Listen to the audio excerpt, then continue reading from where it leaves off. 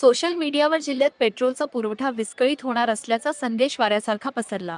त्यामुळे नागरिकांमध्ये संभ्रम आणि भीतीचे वातावरण निर्माण झाले. खबरदारीचा उपाय म्हणून नागरिकांनी सायंकाळपासूनच पेट्रोल भरण्यासाठी पंपांवर लांबच लांब रांगा लावल्या. काही पंपांवर वाहनांच्या गर्दीमुळे वाहतुकीची कोंडी देखील पाहायला मिळाली. मात्र नागरिकांनी घाबरून जाण्याचे कोणतेही कारण नाही.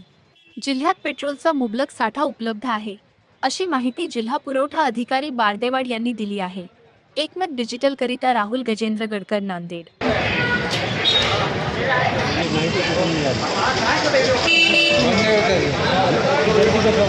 बाकीचे पंप पुढं बंद आहेत त्यामुळे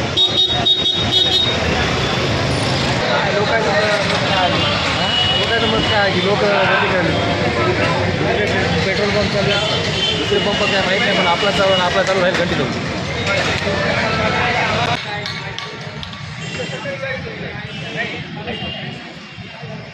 काय पुरवठा आहे व्यवस्थित सगळा, फक्त पब्लिक तर जास्त येते बाजूचे जे दो पंप बंद असल्यामुळं.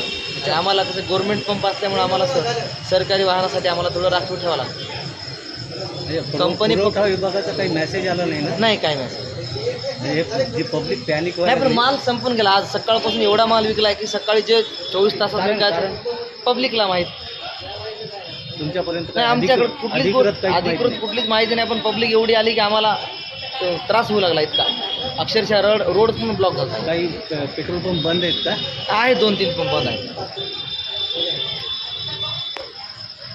माझं नाव सुनील पाटील, पोलीस.